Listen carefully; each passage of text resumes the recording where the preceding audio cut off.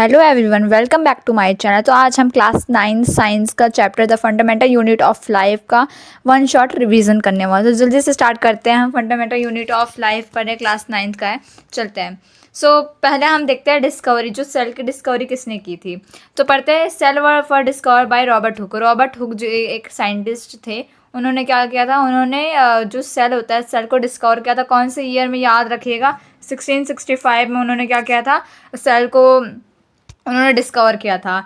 He discover a thin slice of कॉक under his self design microscope.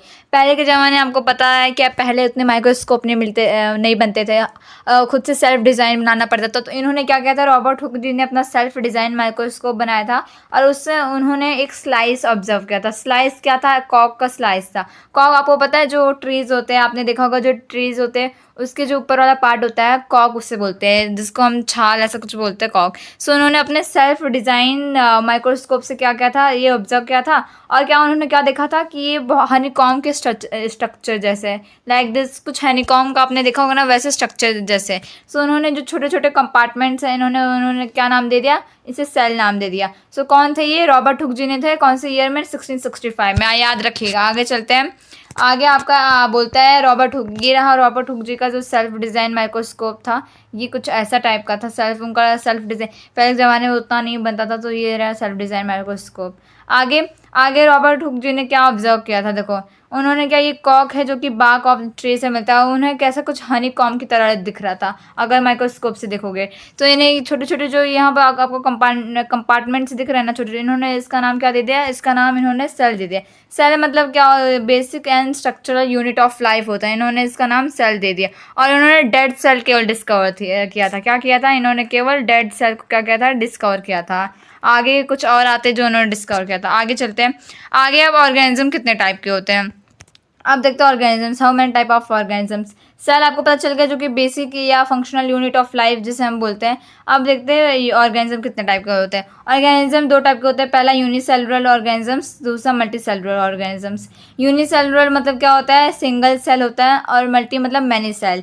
Single cell मतलब केवल एक cell से बना हो, जैसे एग्जांपल में आपको दिया है, एमेबिया दिया है, पैरामीशियम दिया है, और क्या, क्लाज्मोडियमोनस दिया है। और मल्टी सेलुलर में हम ह्यूमंस भी आते हैं, क्योंकि हमारे बॉडी में कितने सारे पार्ट्स, मिलियंस, ट्रिलियंस, आप इमेजिन नहीं कर सकते हो कितने बिलियन ट्रिलियन मिक्स होकर सेल हमारा एक बॉडी पूरा बनाते हैं। तो मल्टी सेलुलर मतलब इसमें बहुत सारे सेल होते हैं, ह्यूमंस में, एनिमल्स में, काऊ में, ऑक में और पाइन में। तो कितने टाइप के होते हैं, दो टाइप के होते हैं। आई hope you understand unicellular and multi cellular. आगे चलते हैं।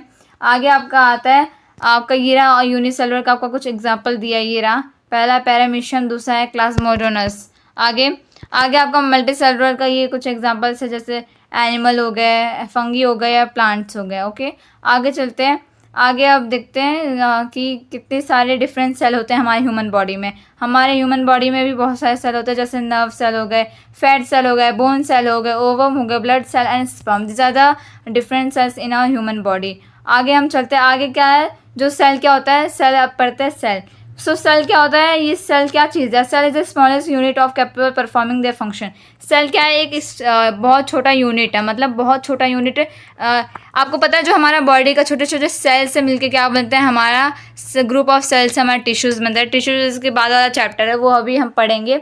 ये वन शॉट में हमने ये वाला चैप्टर भी कंप्लीट कर लिया है, ये वन शॉट हम कर रहे हैं। सेल के क्या होता है, सेल बहुत स्मॉलेस्ट, आप समझ नहीं सकते, बहुत स्मॉलेस्ट, आप अपने आंखों से देख नहीं सकते, इसके लिए माइक्रोस्कोप की ज़रूरत पड़ेगा।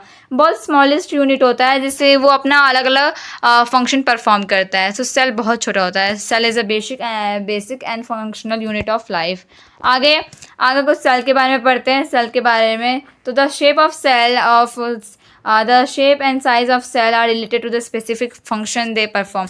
जो सेल होते हैं उनका साइज़ अलग होता है, ज़रूरी नहीं हर सेल सर्कल में हो, उसका साइज़ अलग होता है, शेप अलग होता है, और वो अपना अपना स्पेसिफिक फंक्शन परफॉर्म करते हैं। Each living cell has capacity to perform certain of, केवल एक सेल के पास बहुत सारे कैपेसिटी है कि वो बहुत सारे बेसिक फंक्शंस परफॉर्म कर सकता है। दूसरा, the cell contains specific component call, जैसे हमारे बॉडी में क्या होता है, हमारे बॉडी में आप देखते हो कि हमारे बॉडी में कितने सारे पार्ट्स होते हैं, जैसे नोज़, ईयर, हैंड, कितने सारे पार्ट होते हैं। वैसे ही सेल के भी पार्ट्स होते हैं। सो जो सेल के पार्ट्स होते हैं, कंपोनेंट्स होते हैं, उसे हम क्या बोलते हैं, हमें उसे ऑर्गेनेल्स बोलते हैं। क्या बोलते हैं? ऑर्गेनेल्स बोलते हैं, याद रखिएगा, उसे ऑर्गेनेल्स बोलते हैं। सो each kind of organelles perform a specific special function। एक ऑर्गेनेल्स क्या करता है? बहुत सारे स्पेशल फंक्शंस परफॉर्म करता है। All cells are found to have same organelles irrespective their function and which organism they found in। सबके अलग अलग फंक्शंस पर ऑर्गेनेल्स परफॉर्म करते हैं, अलग अलग टाइप के होते हैं। सो सेल के अंदर ये कंपोनेंट होता है, उसे हम ऑर्गेनेल्स बोलते हैं। आगे चलते हैं। आगे अब सेल के अंदर जो हम यहाँ पे मैं आपको बना के दिखाती हूँ। ये ब्लैक वाला आपका सेल है, और ये जो ऊपर में आपको दिया हुआ है, ये ऊपर का ऐसे ऐसे, इसे हम सेल मेम्ब्रेन बोलते हैं।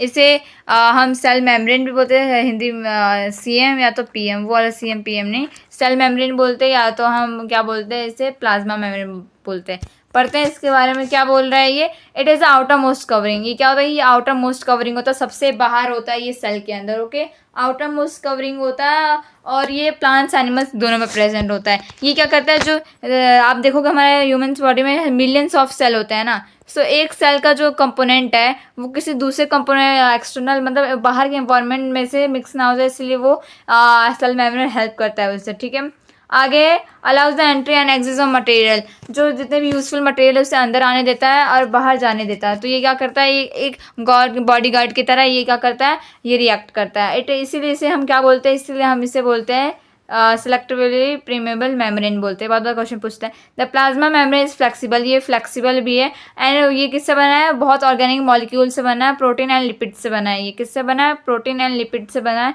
इसका अगर पूछा जाए कौन से कंपोनेंट से बना है, तो प्रोटीन एंड लिपिड से बना है। सो क्या है ये? हमारा cell membrane is the plants किस में प्रेजेंट होता है? प्लांट्स में प्रेजेंट होता है, एनिमल्स में प्रेजेंट होता है, एनिमल्स में ह्यूमंस पे आ जाता है, ह्यूमंस में प्रेजेंट रहता है। सो ये प्रेजेंट रहता है हर जगह। तो ये क्या? आउटर मोस्ट कवर है, और ये सेल मेम्ब्रेन, ये हम इसे बोलते हैं आउटर मोस्ट कवर होता है इसका। ठीक है, आगे चलते हैं। आई होप यू अंडरस्टैंड। अब कुछ मूवमेंट्स के बारे में पढ़ते हैं। ओके, मूवमेंट्स भी होते हैं मटेरियल में। अब सेल मेम्ब्रेन के बारे में आपने पढ़ लिया कि सेल मेम्ब्रेन क्या अलाउ करता है, कि अंदर आने को मटेरियल को जाता है, बाहर जाने को भी करता है। लेकिन वो मटेरियल कैसे से पता चलता है कि आना चाहिए? तो मूवमेंट अलग अलग टाइप के होते हैं। मूवमेंट दो टाइप के बेसिकली हम आपके चैप्टर में है। पहला गैशियस एक्सचेंज जो डिफ्यूजन करता है, और लिक्विड का जो आपका ऑस्मोसिस करता है। पहला पढ़ते हैं। बहुत सारे बच्चों को जो डिफ्यूजन होता है, जो ऑस्मोसिस होता है, दोनों एक जैसे लगता है, लेकिन बच्चा ये दोनों अलग अलग है, तो आपको समझना पड़ेगा। सो ये क्या करता है? डिफ्यूजन पढ़ता है। ये gaseous take place from a region of higher concentration to a region of low concentration. So क्या करता है ये? जो आपका डिफ्यूज़न है, ये क्या गैशियस फॉर्म में होता है, मतलब ये गैशियस फॉर्म में होता है। और ये क्या करता है? ये कब प्लेस लेता है? हायर कॉन्सेंट्रेशन से जब लो कॉन्सेंट्रेशन में जाना रहता है। इमेजिन करो ये आपका सेल मेम्ब्रेन है, यहाँ पर आपका बहुत सारे हैं, और ये क्या है? यहाँ पर थोड़े कम है। तो ये क्या करेगा? आपका क्या कहाँ से जाता है? ये हायर से जाता है ना। तो हायर कहाँ है? हायर तो आपको यहाँ पर दिख रहा है ना, सबसे ज़्यादा कहाँ है? ये गैस वाले फॉर्म, तो यहाँ पर है ना। तो हायर से लो पे जाएगा, हायर ये, लो यहाँ जाएगा। तो कैसे जाएगा? ये इस तरफ से इस तरफ ऐसे जाएगा। सो इसी को हम डिफ्यूजन बोलते हैं। Okay, I hope you understand very much. अगर आपको नहीं समझ में आया तो कोई बात नहीं, हमने चैप्टर बना के रखा है, आगे आपको समझ में आएगा। सो ये क्या होता है? ये जो आपका हायर से क्या होता है? हाई से आपके लो पे जाता है, हायर से लो कॉन्सेंट्रेशन पे जाता है। ओके, वैसे इसका उल्टा है। ऑस्मोसिस में पढ़ोगे ये केवल वाटर, ये केवल लिक्विड्स में होता है। ये गैस में होता था, गैशियस में होता था, ये लिक्विड में होता है, जैसे पानी बहुत अच्छा एग्जांपल है। और ये किससे पार करके जाता है? ये सेमी परमेबल मेम्ब्रेन, मतलब जो कि हमारा क्या होता है? प्लाज्मा मेम्ब्रेन, उससे क्रॉस करके जाता है। और ये कैसे जाता है? ये कैसे जाता है? हाई वाटर कॉन्सेंट्रेशन, ये भी हाई से लो कॉन्सेंट्रेशन से जाता है ये। ओके, मतलब जहाँ पर ज़्यादा होगा वहाँ से कम से जाएगा। आई होप यू अंडरस्टैंड। अगर नहीं समझे तो डिफरेंस देख लेते हैं। डिफरेंस बहुत बार क्वेश्चंस में पूछ लेते हैं। तो डिफरेंस बिटवीन ऑस्मोसिस डिफ्यूजन में क्या होता है? और तो हमारा ऑस्मोसिस, ये डिफ्यूजन ही है। ये it occurs only in a liquid, ये किसमें? ये केवल लिक्विड में होता था है, वाटर में। और ये it occurs only in any medium, कोई भी मीडियम पे ये अकर हो सकता है, कोई भी मीडियम पे। Okay, it requires a semi permeable membrane. इसको सेमी परमेबल मेम्ब्रेन की ज़रूरत है। और ये क्या है? इसको सेमी परमेबल मेम्ब्रेन की ज़रूरत नहीं है, मतलब इसे सेल मेम्ब्रेन की ज़रूरत नहीं है, अपना आप हो सकता है। सो क्या क्या पढ़ा हमने? कि ये लिक्विड में होता है, और ये कोई भी मीडियम में हो सकता है, सॉलिड में हो सकता है, लिक्विड में हो सकता है, या तो गैस में हो सकता है। ओके, आगे चलते हैं। आगे है 3 सॉल्यूशन होते हैं, there are 3 type of solution. ये भी बहुत हार्ड टॉपिक बच्चों को लगता है। ये 3 टाइप ऑफ सॉल्यूशन होते हैं, ओके 3 टाइप ऑफ सॉल्यूशन होते हैं। ब्लू ले लेते हैं, ओके ब्लू ज़्यादा अच्छा रहता है। 3 टाइप ऑफ सॉल्यूशन होते हैं। तो कौन कौन से होते हैं ये हमें देखना है। पहला हाइपरटोनिक होता है, फिर हाइपोटोनिक होता है, फिर उसके बाद क्या होता है आपका आइसोटोनिक होता है। सो कैसे कैसे होता है चलो देखिए। पहला सबसे पहला क्या आपका बोल रहा है, पहला आपका हाइपरटोनिक। हाइपरटोनिक क्या होता है वो हाइपरटोनिक जब उसके अंदर हाइपरटोनिक आता है, आइसोटोनिक आता है और हाइपरटोनिक आता है। 3 टाइप ऑफ है। पहला पढ़ते हैं आइसोटोनिक।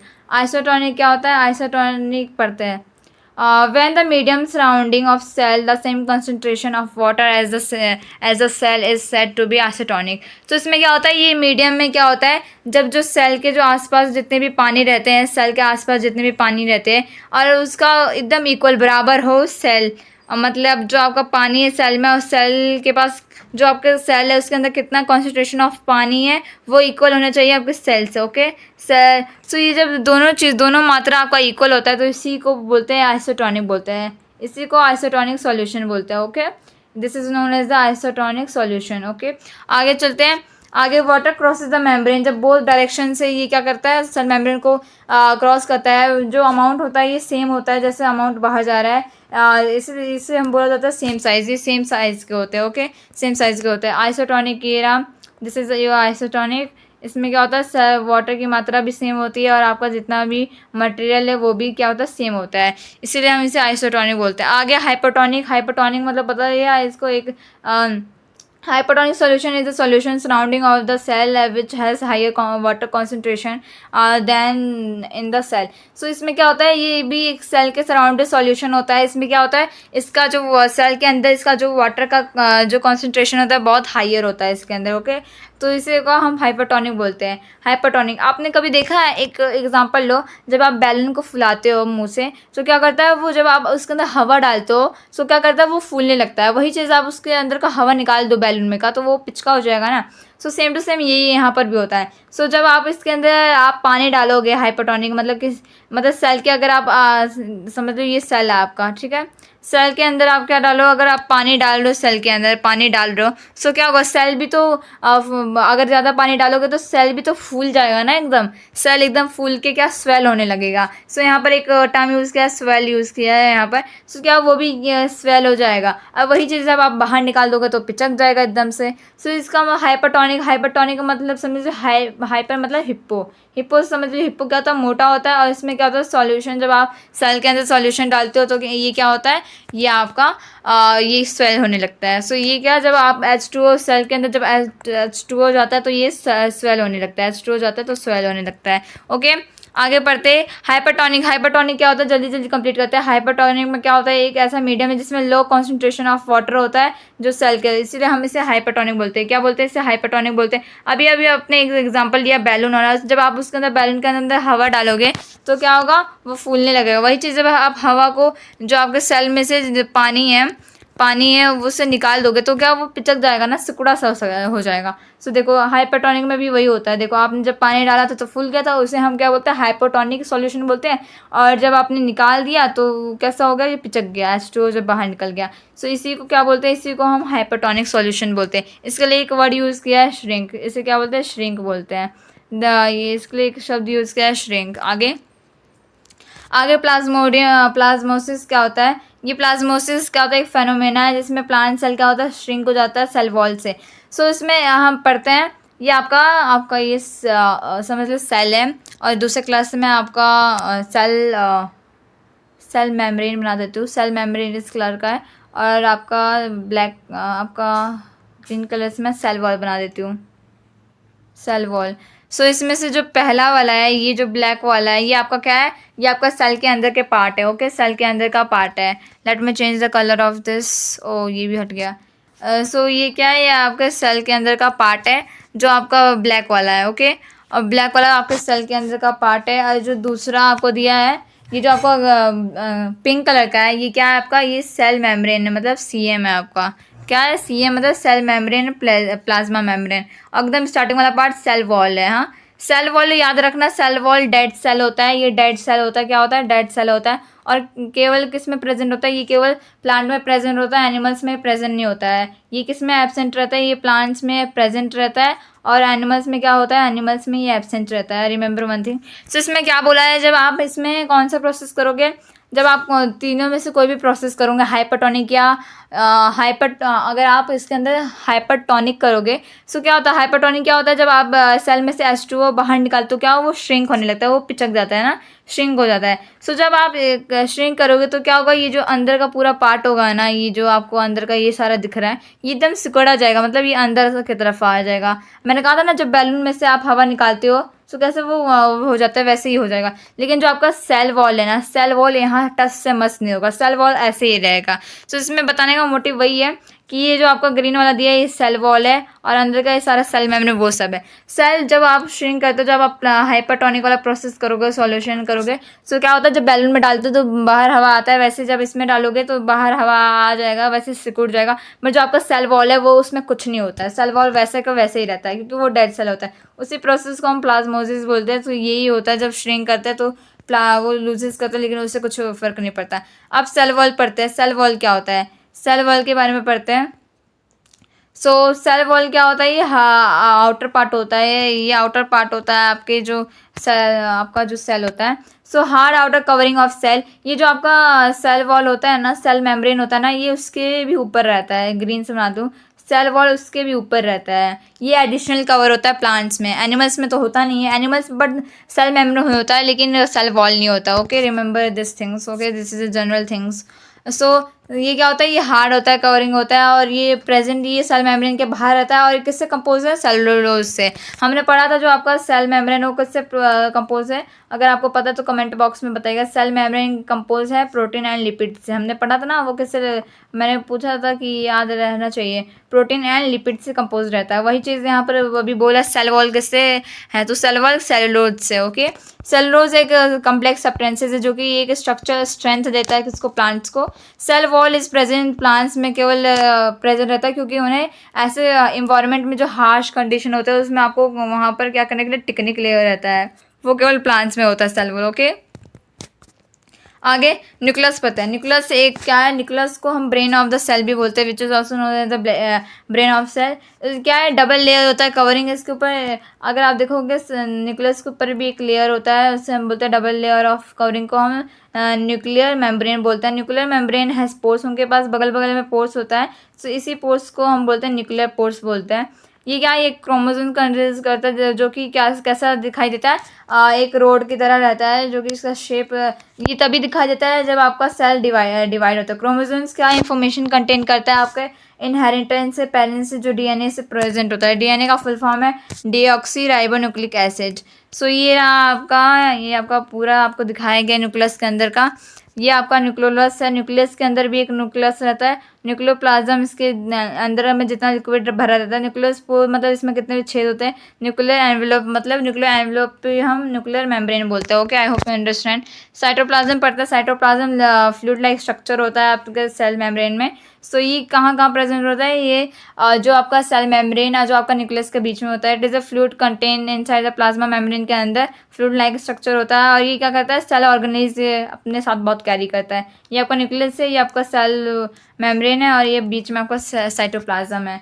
आगे सेल ऑर्गेनेज कितने टाइप के होते हैं, देखो आपका सेल ऑर्गेनेज साइटोप्लाज्म में होता है। पहला आपका एंडोप्लाज्मिक रेटिकुलम होता है, गोल्गी एपेरेटस होता है, लाइसोसोम्स होता है, माइटोकॉन्ड्रिया होता है, प्लास्टिडा और वैक्यूल्स होते हैं।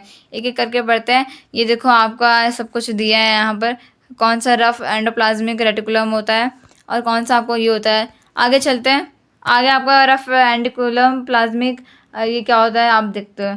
ये क्या होता है, ये एक ईयर लार्ज नेटवर्क होता है जो कि ट्यूब्स या शीट्स के द्वारा प्रेजेंट रहता है। ये साइटोप्लाज्म में रहता है। टू टाइप्स के ऑफ होता है, पहला तो होता है RER, पहला RER होता है, दूसरा SER होता है, जिसको हम ER भी बोलते हैं। मतलब आगे है स्मूथ एंडोप्लाज्मिक रेटिकुलम, दो टाइप के होते हैं, और ये क्या करता है, चैनल्स प्रोवाइड करता है वेरियस जो रीजन होते हैं साइटोप्लाज्म और न्यूक्लियस के बीच में। ये साइटोप्लाज्म फ्रेमवर्क की तरह क्या करता है, बायोकेमिकल एक्टिविटीज़ परफॉर्म करता है। गोल्गी एपेरेटस क्या होता है, फर्स्ट किसने डिस्कवर किया था इसे, कैमिलो गोल्गी ने किया था। इसमें एक सिस्टम है मेम्ब्रेन में जिसका वेसिकल्स मतलब क्या होता है, वेसिकल्स मतलब सर्कल होता है, वेसिकल्स मतलब होता है सर्कल, जिसके लिए एक टर्म यूज हुआ है वेसिकल्स। ये क्या करता है, ये पैरेलल एक दूसरे से अरेंज उसे बोलते हैं सिस्टर्स बोलते हैं। और द मटेरियल जो ईआर के जो बगल में जो मटेरियल होता है, बहुत सारे टारगेट इनसाइड आउटसाइड करते रहते हैं सेल्स के थ्रू से किसके थ्रू करते रहते हैं, गोल्गी एपरेटस। ये फंक्शन है जो कि स्टोरेज मॉडिफिकेशन पैकेजिंग करता रहता है वेसिकल्स का। और इसके पास एक फॉर्मेशन ऑफ इन्वॉल्व, इसका नाम लाइजोसोम्स है। अब लाइजोसोम्स क्या होता है, लाइजोसोम्स आपका वेस्ट डिपोजल सिस्टम ऑफ होता है जो कि आपके सेल को क्लीन रखता है, डाइजेस्टिव रखता है। फॉरेन मतलब मटेरियल मतलब जो अनयूजफुल मटेरियल्स हैं, अनयूजफुल मतलब जो पहली बार आते हैं आपके सेल में आ जाते हैं, कहीं वो नुकसान ना पहुँचा दे, ठीक है। ओके, इसे हम सुसाइड बैग भी बोलते हैं, क्योंकि जब ये खुलता है तो क्या करता है, आपके अंदर का एंजाइम जो डाइजेस्ट होता है पूरा फैल जाता है। माइटोकॉन्ड्रिया क्या, इसे पावर हाउस भी बोलते हैं इसे। माइटोकॉन्ड्रिया को हम पावर हाउस ऑफ सेल बोलते हैं। ये क्या एनर्जी रिक्वायर करता है केमिकल एक्टिविटीज़ की वजह से, और इसे हम एटीपी के फॉर्म में रहता है, जिसे हम एडेनोसाइन ट्रिफोस्फेट बोलते हैं। ये इसे हम energy currency of the cell बोलते हैं एटीपी को। माइटोकॉन्ड्रिया के बाद दो मेम्ब्रेन होता है covering, outer membrane is porous होता है, और जो आपका इनर में होता है वो डीपली फोल्डेड होता है। वो इसके पास क्या होता है, अपना खुद का प्रोटीन होता है जिससे वो डीएनए या तो राइबोसोम्स बनाता है, माइटोकॉन्ड्रिया इसे बोलते हैं। ये आगे प्लास्टिड्स क्या होता है, प्लास्टिड्स आगे पढ़ते हैं। Plastid is a membrane bound organelle found, ये सेल केवल प्लांट्स में पाए जाते हैं। और प्रेजेंट इन द सेल दो टाइप के होते हैं, पहला है क्रोमोप्लास्ट और दूसरा है लियोकोप्लास्ट। सो ये क्रोमोप्लास्ट क्या होता है, जो कलर दे देता है, दूसरा है जो कलरलेस होता है जिसका कलर नहीं होता। जो प्लास्टिड है वो क्या है, ग्रीन पिगमेंट है, जिसे हम क्लोरोफिल भी बोलते हैं, आपने बहुत में पढ़ा होगा, उसे हम क्लोरोप्लास्ट बोलते हैं। लिकोप्लास्ट में क्या होता है, वो ऑयल्स प्रोटीन ऐसे प्रेजेंट रहते हैं, उनके पास कोई भी नहीं है। स्टोमेटा के बारे में आपने पढ़ा होगा, जो स्मॉल होल्स होते हैं लिप्स में, वैसे ही माइटोकॉन्ड्रिया उनके पास खुद का डीएनए और राइबोसोम्स होते हैं। यही था सारा। वॉक्यूल्स क्या होता है, वॉक्यूल्स पढ़ते हैं।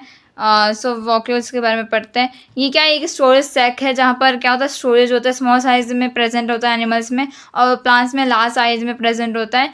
और ये क्या होता है, टर्जिटी और रिजिडी प्रोड्यूस करता है। ये शुगर, वेल्स, ऑर्गेनिक एसिड से और कुछ प्रोटीन से स्टोर करता है। ये जो एमेबिया होता है, खुद का खाना कैसे वो एमेबिया को कंज्यूम करता है। सो वैक्यूल का है, वो एक स्टोरेज टाइप का है। एनिमल सेल, प्लांट सेल में हम डिफरेंसेस देख लेते हैं। एनिमल सेल और प्लांट सेल में डिफरेंसेस ये भी बार बार पूछ लेते हैं। एनिमल सेल जनरली स्मॉल होता है साइज में, और जो प्लांट्स है ये लार्जर होते हैं। सेल वॉल इसमें प्रेजेंट रहता है, सेल वॉल इसमें एब्सेंट रहता है। इसमें protozoa no animal cell plastid नहीं होता, इसमें प्लास्टिड प्रेजेंट होता है। इसमें वैक्यूल्स का साइज लार्ज होता है, इसमें छोटा होता है। आगे आगे आपका ये उगलेना है। ये इतना ही था। I hope you enjoy to this video. That's all for today. Thanks for your attention. ये आपका 1 शॉट का कंप्लीट हुआ rapid revision. That's all for today. Please like and share and subscribe our channel.